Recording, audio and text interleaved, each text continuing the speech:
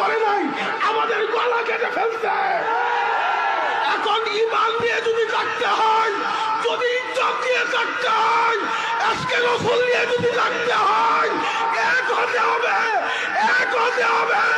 আমার কারবালা আসতে পারে, আমার কারবালা আসতে পারে। আমরা রসুলের পাগল, পাগল হইলাম কেমনে? এমনি হয়ে গেছি।